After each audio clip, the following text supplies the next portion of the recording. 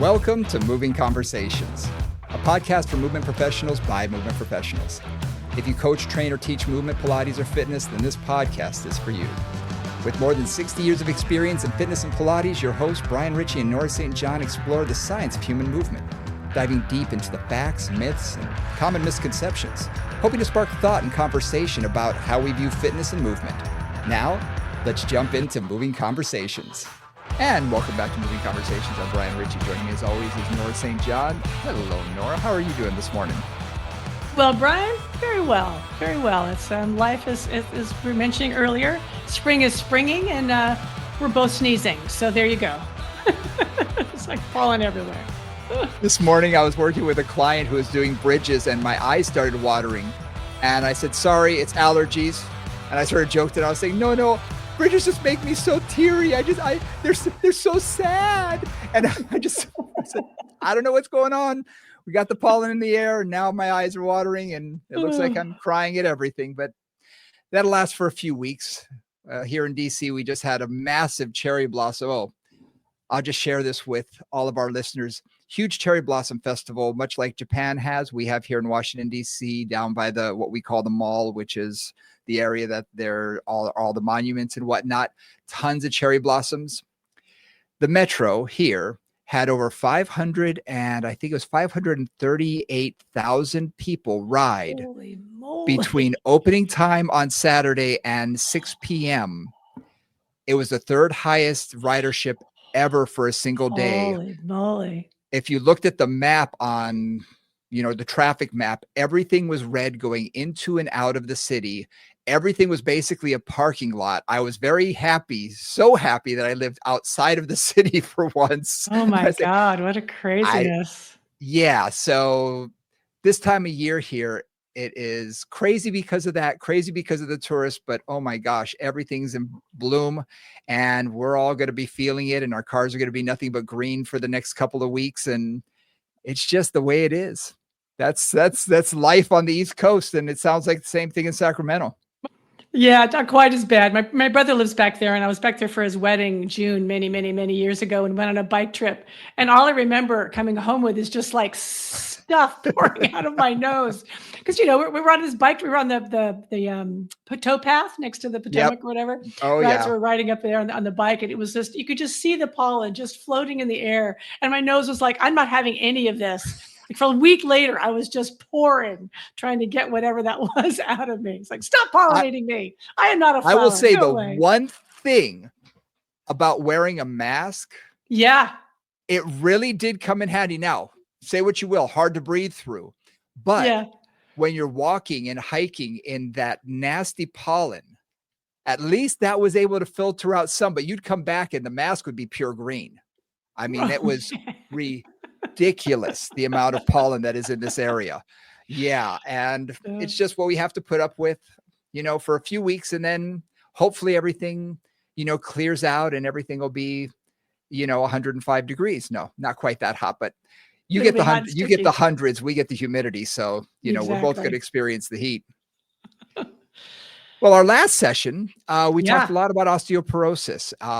We covered a lot in the hour that we spent with you, and forgot a couple of things, and we're going to go over that. We're going to talk about a little bit more in detail about exercise programming today when it comes to osteoporosis. And I just said basically everything from conservative to controversial, because there's a lot within that spectrum. And I think it'd be a good idea for us to sort of cover a little bit of all of it, to sort of show where it is that line and what should you do, what should you not do, and all of that, because we do have contraindications, obviously, and we do have, here's the safest, most protective method. And then we need to figure out, okay, where do we want to train our people, depending on what they have and the client in front of us and what the doctor has said. But before we get into that, do us a favor, hit the like and subscribe button. We really appreciate it. Comment on us on your platform of your choice, also through Instagram, Moving Combos, as well as movingcombos@gmail.com. Easiest way to get in touch with us.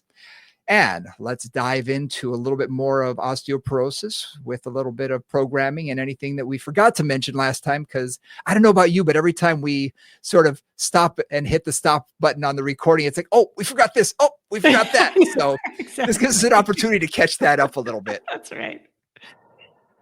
So let's start with a little bit of that. So one of the things that we didn't mention last time, and a lot of times, Brian and I kind of assume a certain level of background, and sometimes that's not the right idea. So one of the things that we wanted to mention was one of the biggest challenges with osteoporosis is clients don't know they have it. It's a symptom-free, absolutely symptom-free condition until you fracture something. Yep. And the biggest challenge with that we've found is the psychological challenge of a client who has no symptoms, doesn't feel like anything's wrong, and are told they can't lean over and tie their shoes or pick up their child or play golf anymore, right? So that's really one of the biggest issues that we have is clients who, Brian used an example last time of one of his clients who was very active and a cyclist and a rollerblader who suddenly gets that diagnosis and comes in like, I can't move. What am I going to do? Like, I can't do anything anymore that I like doing. And, my example is, again, I teach Pilates teacher training, and I've had more than one group where one or two of the participants have been diagnosed with osteoporosis during the training. So clients who were doing short spine yesterday can't do short spine today.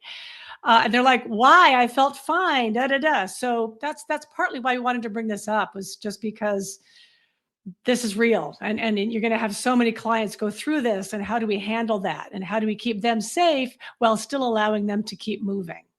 Yeah. And I love the term you use is doctors have a tendency to put the fear of God into people. That if you move, if you've bent over one time, you're going to fracture your spine and you're never going to walk again. And you're going to be in here. And look, I totally understand where a lot of physicians are coming from, because people often don't hear them when they tell them something.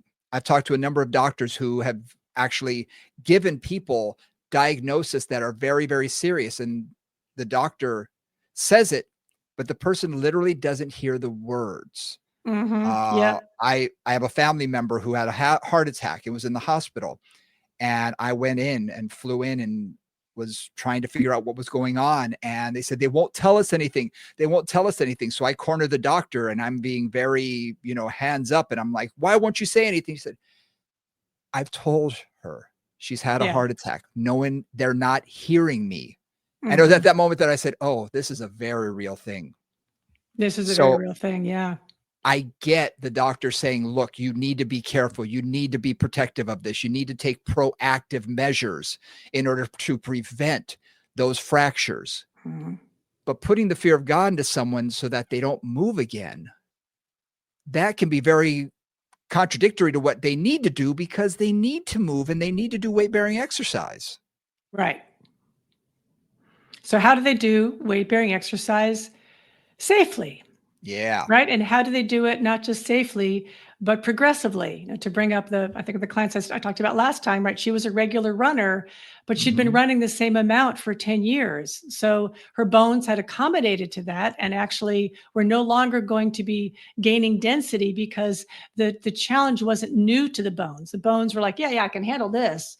I'm not being stimulated by something new. And that's one of the things I think is, again, we'll come back to this, but I think that's an interesting piece, is keeping things stimulated in new ways for clients. Yes. Right. Especially when you've got an older client, or you've got a client who just really isn't that physically active and is kind of coming to you because they know it's better for them, but it's not like something they're going to take on a lot on their own. Trying to keep them moving and keep them progressing can be kind of a challenge, because sometimes they can't do a lot of things. So you're kind of like, okay, well, how do I just increase load with these, this series of exercises this client can do well and safely? Stimulation, challenges there. Stimulation mentally for them. I find we all have the client that we've been seeing for the last 10 years. Yeah. And suddenly we're seeing them for a different reason. Before it was just fitness. Then all of a sudden it's low back pain, it's knee pain, it's a post-surgery, it's osteoporosis, it's something like that. And suddenly our goals have changed, but their mindset may not have, because we're their buddy. They're still coming into Right. us. And now we've completely changed everything that we're doing, and they may not be on board. They like the variety at first, but then it's like, oh, this is hard. This is a lot Right. tougher. And with osteoporosis, suddenly, if you're doing all of a sudden, especially for Pilates, if you suddenly need to take them off the reformer for a good portion of their workout and get them more weight bearing, where they're doing things that are going to stimulate, long bone growth, it may be uncomfortable for them. They're like, but why can't we just go and do what we've been doing? I like that. I'm comfortable with that. Right. And that's what, I mean, most people get ideally. I mean, again, those who are consistent get comfortable with their workout routine, whatever it is. Yep. Right. It was like, oh, I do 20 minutes of treadmill and I do this and I do that, whatever they do, like that's what they do. And people love regularity. I mean, we all know that. Our clients kind of want you to be there every Wednesday at 10 o'clock. Like that's their thing.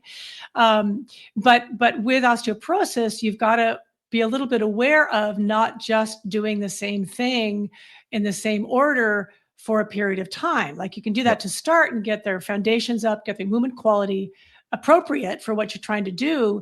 But then you've got to find ways to challenge it, add a little more load, add some more weight bearing, add maybe some hand weights or something, just ways to get different stimulation going into the body. Variety is the key. And in every workout, I always try and add variety, just in general. But in this case, it is so, in my opinion, mandatory. And also not just one direction. We talk a lot about moving three-dimensionally. We talk a lot about that, not just sagittally, because they do get locked into that. And let's face it, a lot of our homework is going to be sagittal because it's stuff that they can do at home, step ups, stand up, sit downs, squats, all of that kind of stuff. It's easy for them to do at home. And it's maybe something that they're willing to do. But when they're with safe and us, it's functional, right? Yeah, exactly. But when they're with us, we can push the envelope a little bit more. And we can do things like having them step to the side. The last client I just had, I have her stand on a 4-inch step. And I have her step down with one foot and then bring it right back up to the top of the step and then step down and step up, because she can't do a step up and over. Her body's not capable of doing that after a knee replacement, but she can step down and then back up. So guess what? That's a real beneficial exercise for her. Yeah. It's great. It's working lateral. It's working on that lateral stimulation that she doesn't get anywhere else in life. Right. So you need to sort of pick those exercises that they need, but may not be getting elsewhere. So let's think about that in terms of the specific areas that we want to focus on. So for sure, one place we want to focus is the hip. Right. We want to really stimulate the hip joint because, spinal fractures we'll get to, but let's talk about the hip first, because you really do want to stimulate the hip in as many ways as you can.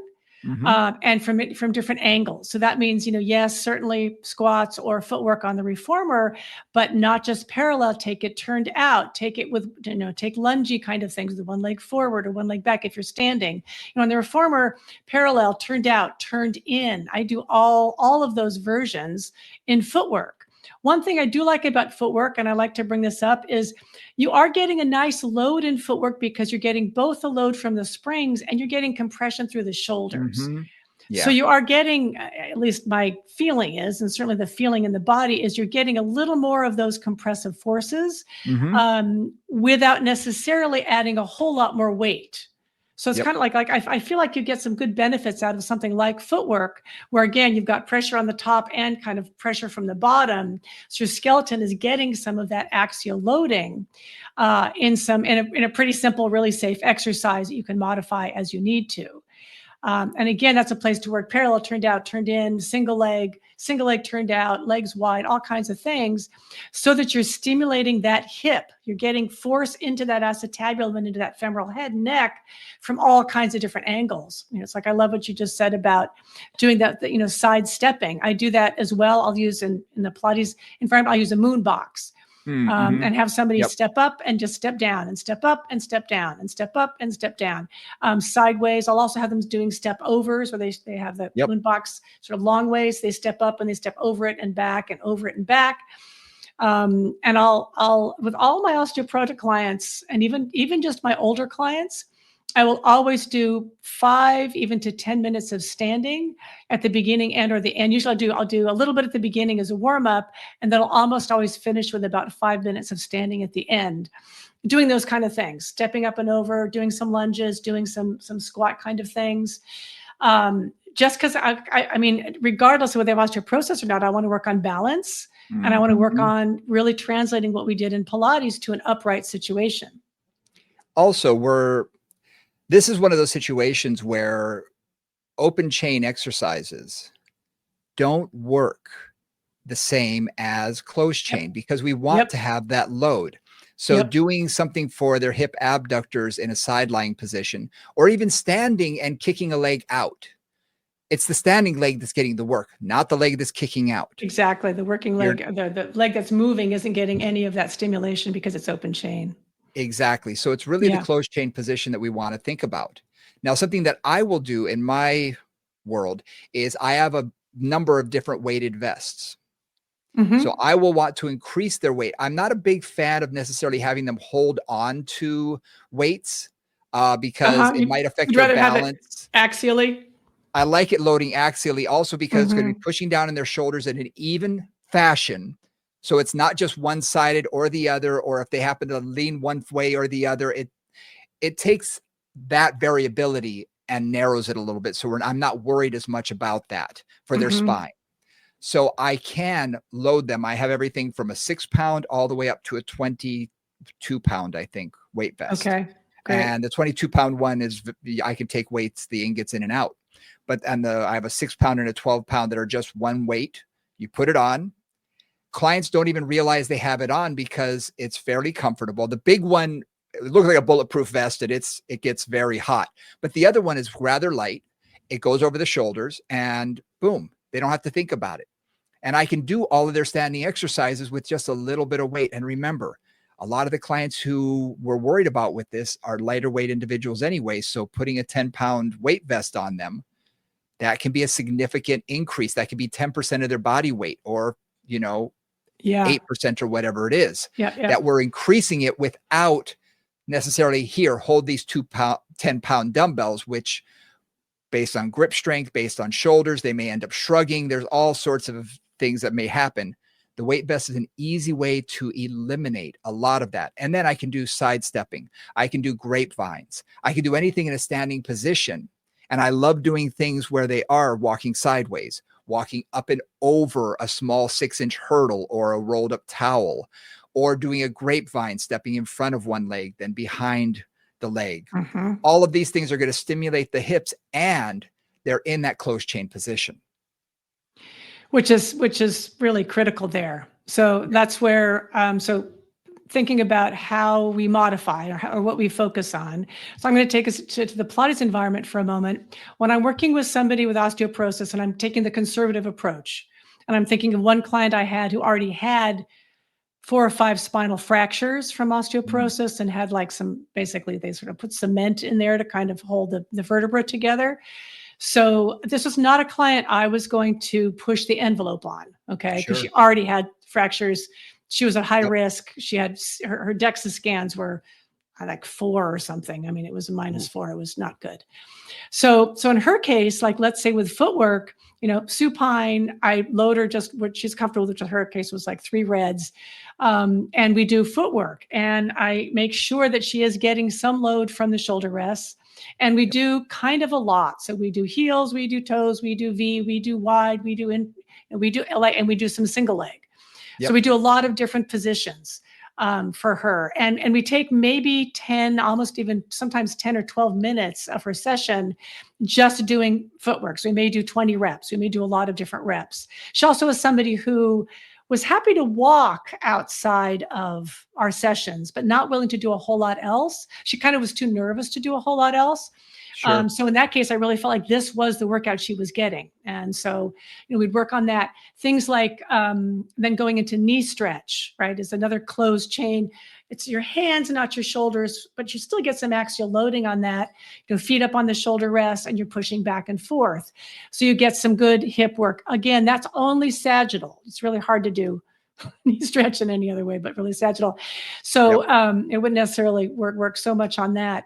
I also found, and this is more from my work with clients with hip issues and hip replacements, is feed-in straps, which I know is not, it's kind of semi-closed chain or whatever you want to call it. It's not open chain. It's not really closed chain. You have some compression coming from that end.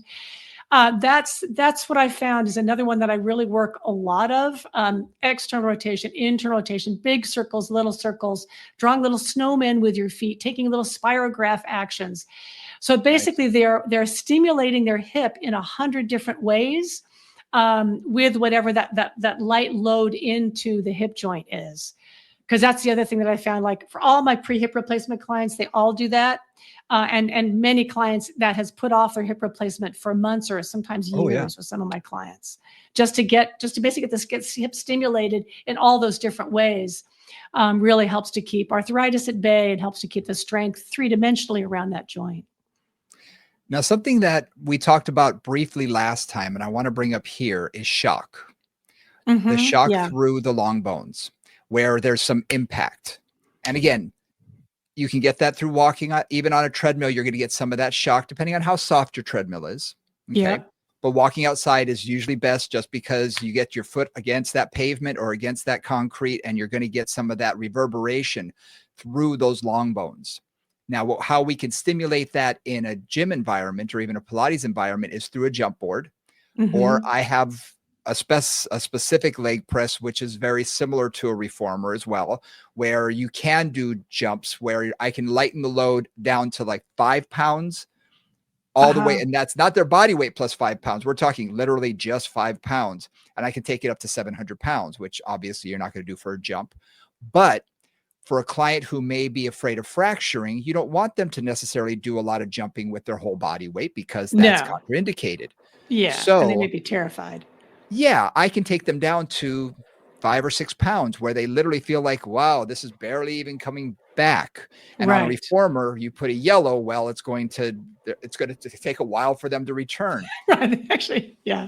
Exactly. But you're going to find what is the proper amount that's going to give them, even for little mini jumps, a little bit of that shock. Now, can I tell you my favorite exercise to give shock through the bones? Yeah. It's simple. And I've given it to a lot of my osteoporotic clients. I have them hold on to something, a wall or a countertop, have them go into a calf raise up on their tippy toes, and then just drop down onto their heels. Boom. So with a little bit of a boom, not a controlled drop, but really more trying to get that. And I have them start with a controlled drop. I have them start with so that they're going boop, boop. It's more of a boop. And then as they get comfortable, I'll say, okay, come down a little harder. Just a little bit until they literally are bang coming down. And at first they're going to say, ooh, that's not very cool. After about 3 or 4 reps, they say, oh, that's easy. And I'll say, I want you to do it 10 times every day, because it's going to give them something. It's body weight.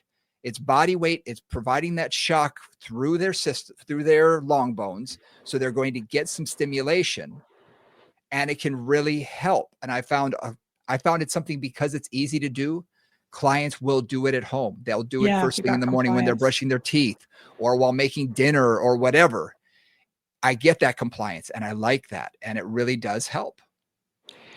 This reminds me of something which I haven't used with clients. So I'd be curious, if you start to do this. So there's that. One thing that I do a lot of times when I'm working on the foot and the ankle and stuff, mostly for my educators, is just to say, hey, walk on your heels. Just walk around the room on your heels, and you will feel how much more force is going through your system, right? You're like, it really feels like you're going bong, bong, bong, bong, like you're really getting that shock.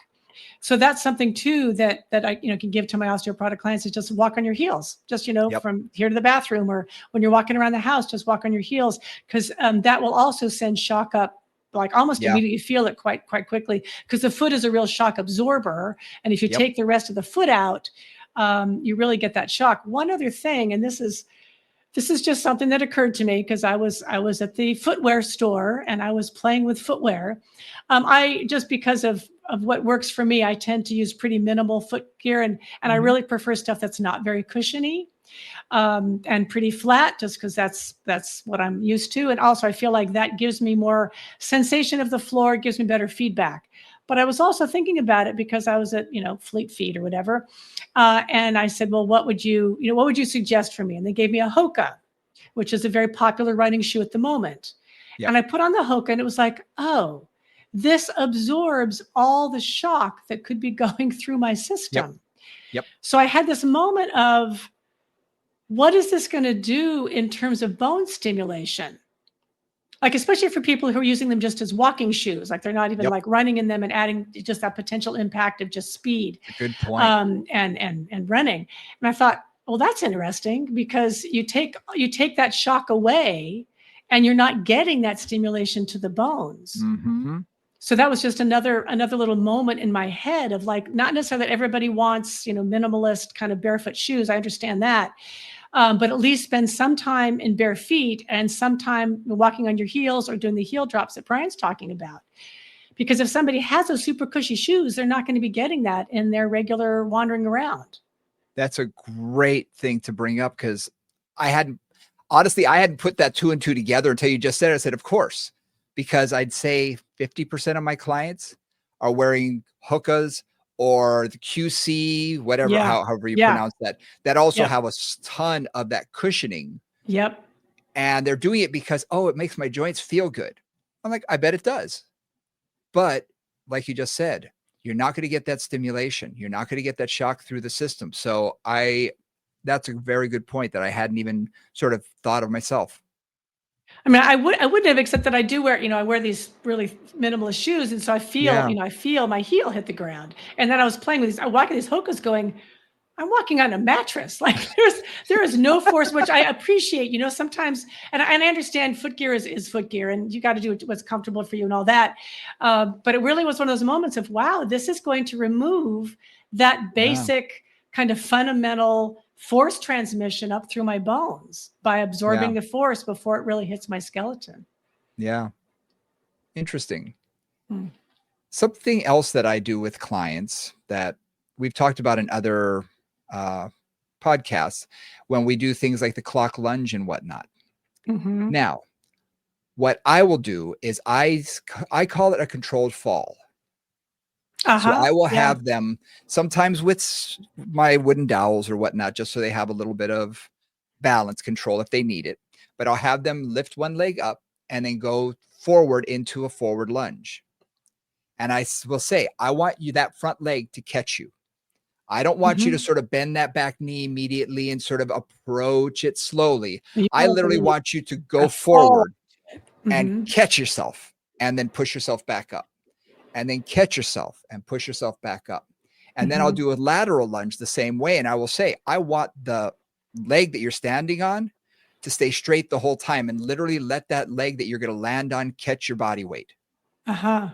Because you're really allowing the body to literally hold yourself up, and those muscles are going to get stimulated. They're going to get some of that, reverberation through them. They're going to get some elastic recoil as well, which is always beneficial. But then they have to, get themselves back up. So it's a way that I can stimulate both legs, because as I'm coming back up to even a slight balance point, I have to decelerate with my other hip. So I get a little bit of that, and I'm standing on that one leg. So I'm using both legs, but that catching myself is also very important. Good for fall prevention, for one. Yeah, I was going to say this is a multi-purpose. Yeah, it's great for balance and fall prevention, but also just getting that shock and reverberation. And also, as I'm launching myself forward, if I take a regular step, I'm catching my body weight. As I launch myself forward into a lunge and then have to catch myself, I have more force coming into it. It takes that up a little bit. So the muscles are going to be stimulated more, but also all those connections are going to be stimulated a lot more, because I'm increasing the amount of resistance that my body has to, contend with. Nice. One other thing we talked about a bit last time that I just want to bring up. So, the hip for sure. And you have to add load to the hip. You just have to. Yep. Again, open chain isn't really going to do it. And even in Pilates, like think about adding load. Again, you have to go to four greens or whatever, but just really do think about that load is important there. You don't want to be like, oh yeah, I can do this all day. That's not going to be getting the stimulation that you need. But the other thing too is looking at how we load the spine. And I think this is where controversy for me comes in a whole lot more, because there's a lot of very safe ways to load the hips, right? And what I love about everything we're talking about is it's loading the hips, it's loading the long bones, it's also working on fall prevention. It's also working that ability to catch yourself should you trip, slip, fall, because the biggest fear of somebody with osteoporosis is I'm going to fall and break something. And if you can help them not be as likely to fall, you also solve some of their fear, from having osteoporosis. So all that I think is pretty straightforward. Anyway, that I think is pretty clear. The thing that where it gets trickier for me really is the core, and this is particularly true in Pilates, where Pilates focus on the core tends to be very flexion centric. That's a little less true. Certainly now it's less true in personal training. I think personal training used to be 100 crunches. Now they're like, yeah, crunches, what the heck? They'll do all kinds of other things instead, which is great. Actually, that's an improvement. But Pilates still has this really strong flexion bias. And so when a new Pilates teacher comes into the world and has an osteoporotic client, they're like, well, how am I going to get them to do 100 roll up, roll over, single leg stretch, like the basic Pilates mat work? And it's like, you're not. Like, fundamentally, you're not. If you have a mat class that is a relatively traditional Pilates mat class, and a client comes in who says they have osteoporosis, that is not an appropriate class for them, period. So I'm going to be a little intent on that. It's just not. Like, just say this is not the right class for you. I offer a class, if you do or if somebody else does, that is osteoporosis safe, a Pilates-based class. It's osteoporosis safe. Go take that class. Don't take this class. And the reason I say that is what we talked about at the very beginning, which is that a client will not know that they're in trouble until they break something. And the last thing you want is a client to break something in your studio or your clinic and be able to blame you for it. Like, that's just your gym, whatever. It's like, that is not a good scenario, right? For all kinds of reasons. So that's where, there are certain situations where I get really, really fussy. And one of them is reformer classes and group mat classes. If it's not an osteoporosis safe class, like you're doing short spine, you're doing a lot of roll up and roll downs, you're doing a lot of flexion work with load, that's not an appropriate class for that client. And unless you can manage that client in that group, you don't have them in that class. And something to remind ourselves about, as well as our clients, is not every exercise is appropriate for every client. Ever. And that is something that I've actually had clients, come to me and say, well, I don't know why I can't do that. I don't know why I can't do this. And I said, it's not appropriate based on your condition. And I'll say, we may get there someday, but I've got 10,000 other exercises I can do that are going to stimulate you similarly, that we're still going to get strength. We're still going to get whatever we're looking for, whatever the goal is, but you may not have to do that one thing or that one activity. Some people really want to play golf or play tennis or whatever. And guess what? It hurts them every time they do. It may not be appropriate for the body that you're carrying with you today. A year from now, when you strengthen, it may be appropriate, but not today. Well, for osteoporosis, there are a number of exercises. I can't tell you how many times I've had clients with severe spinal problems come to me and say, but I want to go back to yoga. And I'll say, well, okay. But all these poses that take you into extreme extension are now, you're not allowed to do without consequence. You mean flexion? Well, for some people it's extension. For some people, it could be either. But I'm thinking of massive forward folds and things like that. Right. But in this situation, it would be the flexion. And there's a lot of flexion in Pilates, and there is in yoga as well. So it's one of those things that you just have to remind them that it's not appropriate for you. And it may be down the road. Who knows where you're going to be 5 years from now? You may reverse all of this, but for right now, that's not an appropriate exercise. Right. And if you're working with, particularly speaking of yoga and Pilates, if you're working privately or you're working with a group that is, a class that's specifically for, yoga for seniors or something where it's osteoporosis safe, if you have osteoporosis, anybody out there listening, and you want to partake of one of these things, like ask your teacher what if this is appropriate for me. Yep. And if they look at you like they have no idea what you're asking them, don't go to that class. I mean, just to be blunt, it's like if they look at you like, oh, don't worry about it, yoga's good for everybody, Yes. or Pilates is Yep. great for everybody, like it's appropriate no matter what. That's just not true. Like it's just not true. So that's where I get a little about it, because you do have to be careful. And if you're doing privates with a qualified teacher of whatever kind, personal trainer, Pilates, yoga, whatever it is, that's a different story, right? There's somebody who's understands what osteoporosis is, knows how to work with it safely. That's great. But really check the qualifications of your practitioner or of the class before you jump into something new that you've never done before.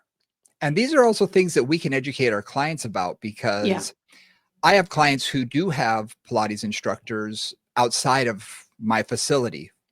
They can do it here, but they decide to do a reformer class or something else, or they have their duet that they do with someone. Fine, perfectly good for that. But it's good for us to remind them these things are not good for your spine. So these are the exercises to avoid, or these are the motions to avoid. I don't want you to go into flexion. I don't want you to do this. So you can tell, either I can contact their other instructor or that they can tell their instructor, but also make them their own best advocate in that if they're being told you really should do this exercise, do this, and they're like, no, I was told not to, that they can speak up and speak intelligently about it and say, that's contraindicated based on my condition. I don't think I feel comfortable doing that. Education is critical. Yeah. And I would also say, and we talked about this a lot and before we started today, is education without inspiring fear. Okay. Yes. This is a fine line. So many clients, we have both had clients, and I'm sure any of you out there who are trainers have had clients on all sides of that spectrum. You've got the client who's like, I don't care. I'm going to do it, or I'm going to do anyway, to heck with osteoporosis. I'm going to do short spine, at least when I'm privately in my own room or with a teacher who doesn't care. Okay, fine. Or I'm going to play golf aggressively, whatever it is. That it's just something not appropriate for that client. That's up to them, because it is their body. And all you can really do with those clients is say, well, based on what I know about this situation, you are putting yourself at greater risk for fracture, which can lead to disability and all kinds of other things. So you can say that point blank, like, this is what I see. You're welcome to do whatever you want. And I've had that conversation with clients, or I've had to say, they're like, well, I want to keep doing short spine. It's like, it feels so good. It's like, you cannot do short spine in my facility. Yep. Like, if I'm here, or if any of my other teachers are here, they will not let you do short spine here. If you've got a reformer at home, do whatever you want to do. I can't stop you, but I am going to tell you that will increase your risk of fracture. And, if you want to take that risk, that's between you and you. Yep.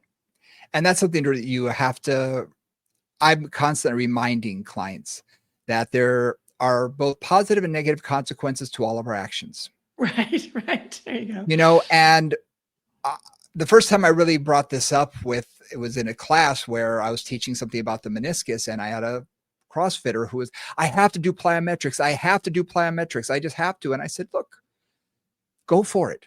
It's your body. I can't tell you what to do with it. Just know that there are consequences, and that there's a possibility that you may be risking future potential issues. And when it comes to this, if I have someone who has osteoporosis and wants to continue to do certain activities that I deem are unhealthy, I'm going to tell them that there may be a risk. And I may not put the fear of God into them like a physician might, but I might say, you're going to be risking potential injury and, like you said, possible disability down the road by doing these activities. But it is your body. I just won't have you do them in my facility. And they have to respect that. So with that in mind, that's a little fear of God moment, right? Because Because I mean, there is. I mean, We have to there are educate real them. consequences. There's, the statistics are something like 25% of people over some age, actually maybe it's even 50% at this point, will end up with an osteoporosis related fracture in their lifetime. Like it's really huge. Yep. Now, some of that is they're 85, they trip on some ice, they break a hip, whatever. But that's not all of it, right? Some of it is like my client who was like in her 60s and had 3 spinal fractures. Yep. And then she could live for another 30 years with those 3 spinal fractures, which cause daily discomfort. So a couple things. One is, and this is where I'm gonna start getting a little controversial here. I think we'll see. All right. One of them is actually I'm going to start with conservative. So if I want to get the core activated, all right, I don't have to actually move the spine very much. Yep. Okay, so let's kind of be clear on that. And there's a lot of ways to activate the core and activate the abdominals by moving the limbs. Yep. By doing like moving yourself out of gravity, like you do in a suspension trainer, like playing with any kind of versions of plank work, whether it's Yep. on the wall or on the floor or in different tools. Like all those things are going to activate your core and really quite effectively. So when I'm really working with an osteoporotic client, I find all kinds of ways to get their core working that don't involve flexing, extending, rotating, or laterally flexing the spine.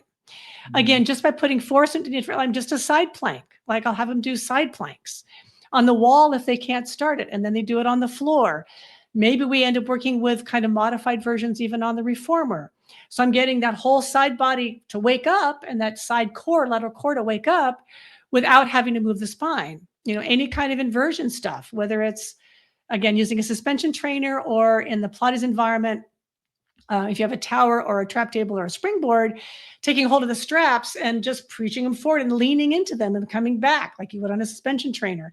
As soon as you go forward, boom, that core wakes up. True to your round, leaning backwards. As soon as you lean, Yep. boom, the core wakes up. So there are creative ways to get all that happening. Even feed-in straps where you have to keep the torso steady, the low back steady, the pelvis in place, but you're taking this big lever and moving it away from you and towards you, you'll get some abdominal activation. So lots of ways to play with that. And I really encourage you, if you work with osteoporotic, to think about that, like what stimulates the abdominals without moving the spine. And we talked a lot about this in the past when we've had our, episodes on the low back where we spoke about core training with a dynamic lumbopelvic position. You put them in the safe position, which for this will be in, a neutral spine position. Yeah. And you want to begin to train them, but make sure that they are aware of where their spine is and keep them there. So if they're in a plank, they can be in a plank forward, back plank, side plank. You can have them do it off a wall. You can have them do it off of a ladder. You can have them do it off the foot bar there's a multitude of ways that you can have them do this. What I love about this is, especially in a straight arm position, is you're also going to be strengthening their wrists, their forearms, their humerus, which, let's face it, a lot of our older clients don't like to be in a hands on the ground position. It's just not very comfortable on their wrists. So to put them in a position where they're leaning on a foot bar or even on the ladder, where it's a rounded or cylindrical thing, they can grip instead of being in wrist extension, which is often just uncomfortable. Yeah, exactly. But it's loading through the bone.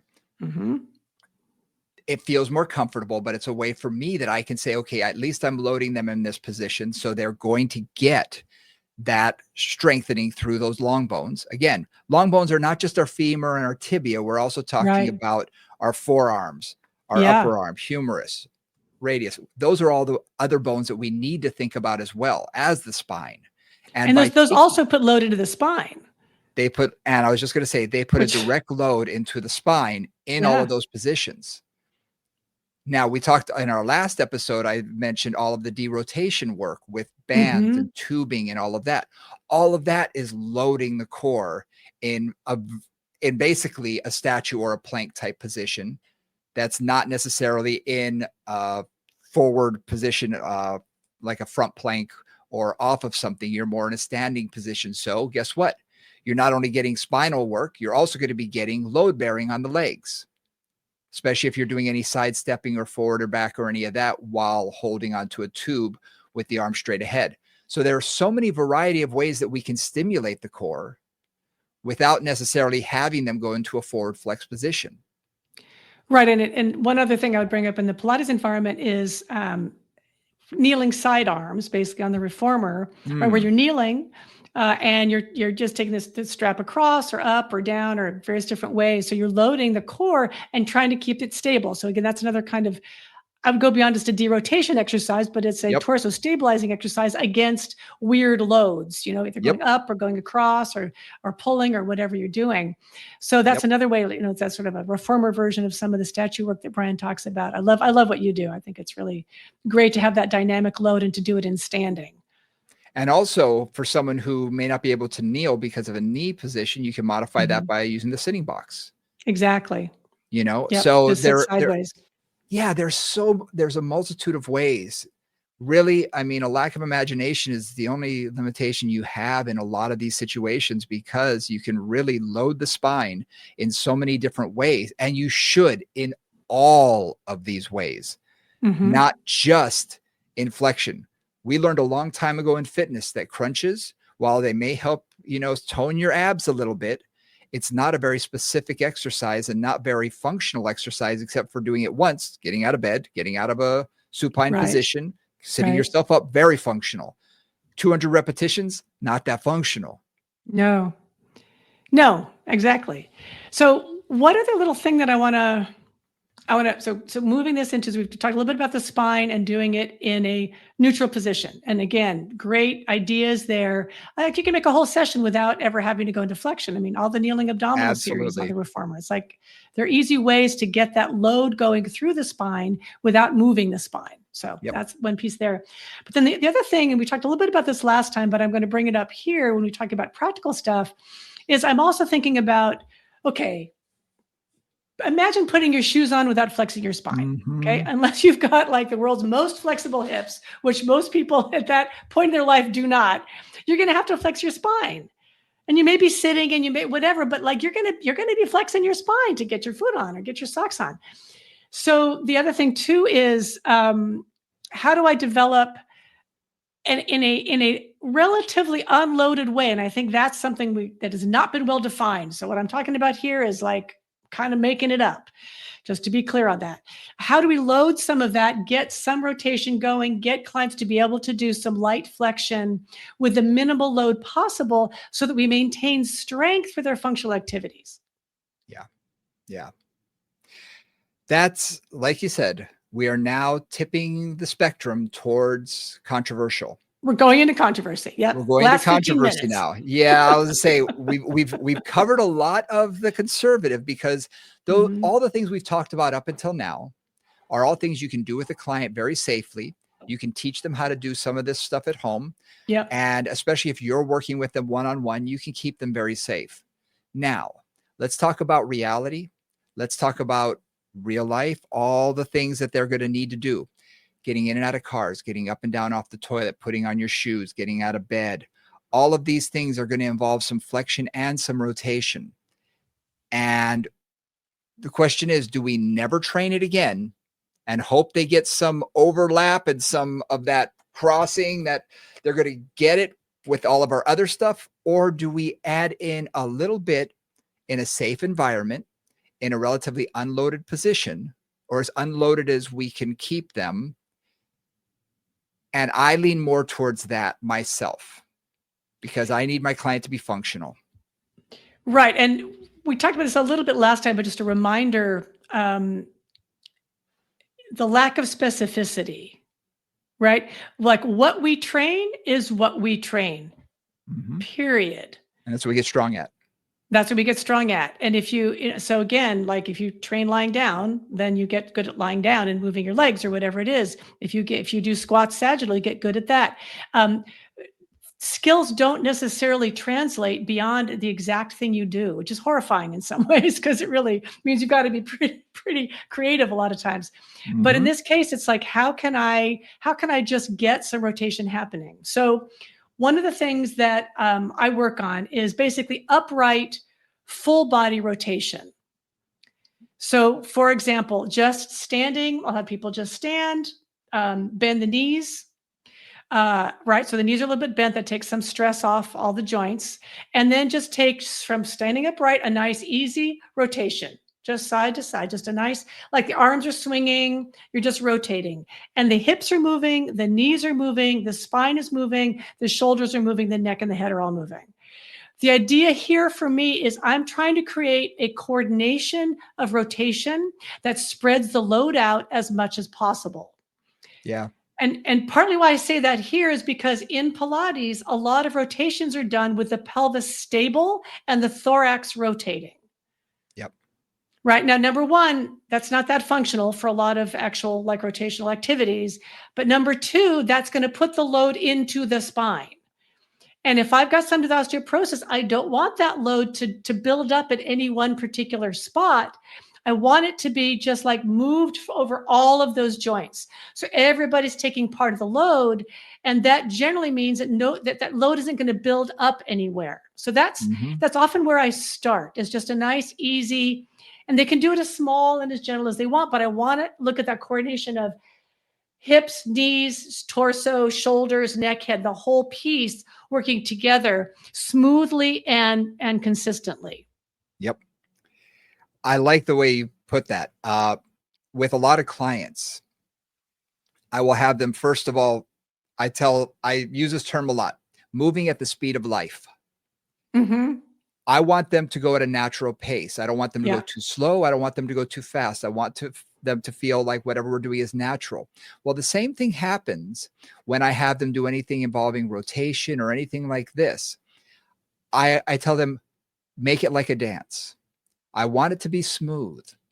I don't want to see a jerkiness and have it stop anywhere.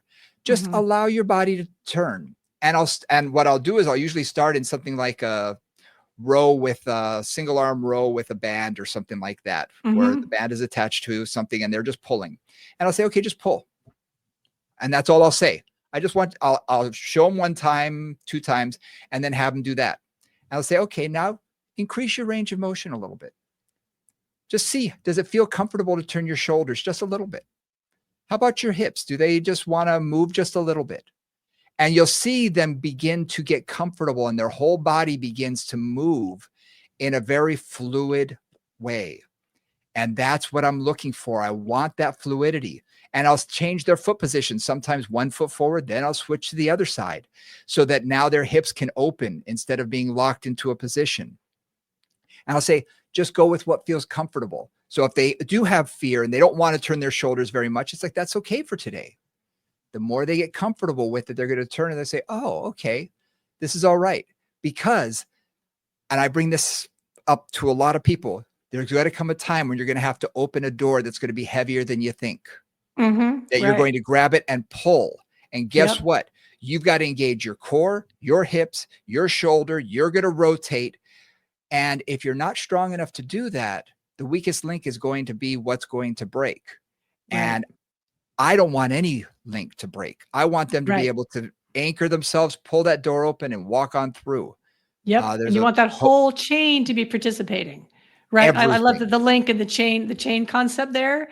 Because basically, if you've locked your hips and you're kind of doing it all, or you do it all from your shoulder, you get shoulder issues. You do it all from your torso, you get torso issues. Yeah. So how do you make the whole chain consistent? And fluidity is the way that I explain it. Because some people say, I can't dance. I'm not a dance. I can't dance. It's like, you're not dancing. You just want to be fluid. And sometimes I have to bring it up in sports and say, how does your golf swing look? Is it choppy or is it fluid? Oh, it's fluid. Okay. Or how about this? How about, I try and throw something into it that they're going to recognize and say, just make it fluid. Just make it fluid. And when they do, and they feel it, what often happens is they say, wow, the resistance feels way too light now. Right. Because you added so many more links to the chain. Instead of doing it with basically your arm muscles, which is what most people do, you've got the whole core involved, the hips involved, the legs involved. And that's about roughly 75% of the power that ends up in your arm comes not from your arm and your shoulder. It comes from the rest of you, depending on, that's a random statistic there. So don't quote me on that. And I like the fact that you were mentioning doing it in a standing position. I will often also, if I want to train any flexion, I'll try and find the most unloaded position possible. So I may have them do cat and cow, something where Mhm. they're just going to do a simple rounding and extending. And for me, that's just getting nutrients to the spine. That's just working Yeah. those discs. It's just keeping the spine as healthy as possible through some motion. And it's fairly unloaded because they're in a hands and knees position, quadruped position. And I'm also going to get, guess what? The hips are going to get some weight bearing. The wrists are going to get some weight bearing. The arms are. So it's also going to be beneficial for that as well. So it's an easy way to do that. And then I might be able to figure out other ways to get them to do a little bit more flexion that's going to be safe for them. One thing I love to thank you for bringing that up, because one of the things that I do with really all my back clients is, basic all fours warm up. So cat cow for flexion and extension, because I find in all fours people don't go past what they're comfortable with. Like they're Right. very much in control. It's relatively unloaded.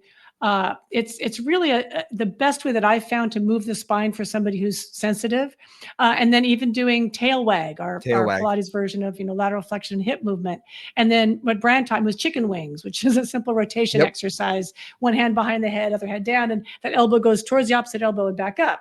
So all of those are, in my experience, relatively unloaded and relatively gentle.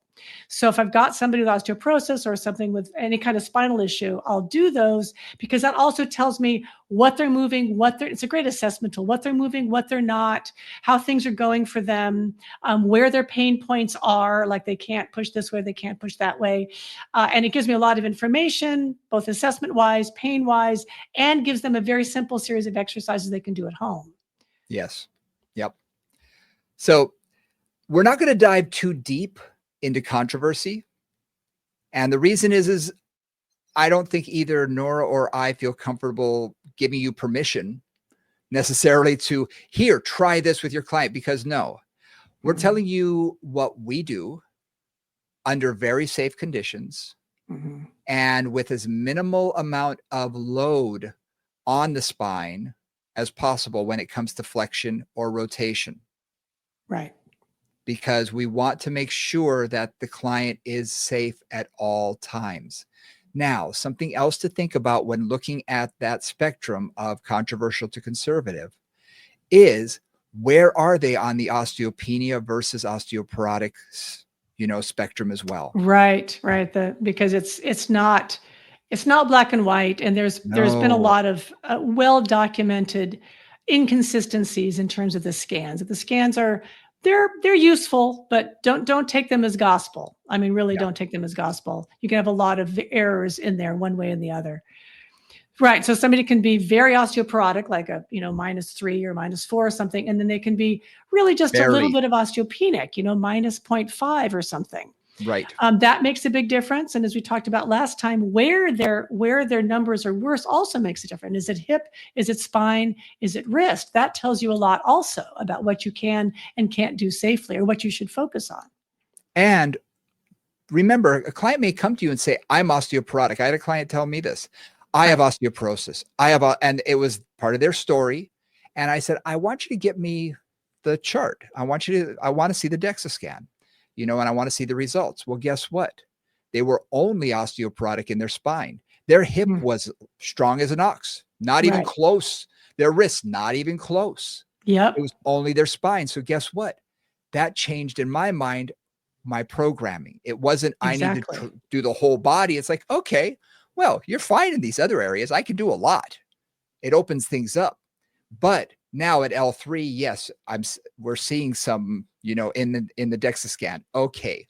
So we have to watch this. We have to keep those contraindications. So don't assume, that they have it in all the areas, and don't assume that they don't have it in all the areas. Look at the Exactly. DEXA scan and see where they're at. It's also a great way for you to know whether or not your programming is working, because if you don't have Right. it, you can't tell. Yeah, and they tend to rescan about once a year has been Yeah. my experience usually. So you won't know for a while because they're not going to rescan every 3 months or whatever. They'll tend to be about once a year. But just again, really good to know. Like that's kind of your report card. Did it Yep. work or did it not work? Are we staying steady, which is pretty good? Or are we improving? That's even better. Or are we not improving? And that's also all good to know. One last little thing, which we haven't said yet, again, one of the many things we haven't said, is the key thing that a lot of times people work on is posture, and honestly, posture is a key thing. Big time. And back, I'm not even saying back extension. I'm saying maintaining the strength of the back. So I love doing things that are prone, especially like over a ball, if it's appropriate, on the chair. I do all kinds of prone stuff on the chair in the reformer, or I mean in Pilates land, or on the long box, because just holding yourself in that flat position, I'm not necessarily moving into extension, sometimes that's too much, but just holding yourself in a straight line on something like a box or a ball or whatever is a wonderful amount of work for all those muscles right around the spine. And remember, it is spinal, it's muscular activation that encourages bone growth. So that's another thing to think about too, is make sure that you do a lot of, it doesn't even have to be extension in terms of the movement of the spine. It can just be holding that position with, your body, the upper part of your body off the chair, your lower part of your body off the ball, whatever you're doing there to try to get that back, to get some stimulation all the way through that back chain. I'm glad you brought that up. Absolutely.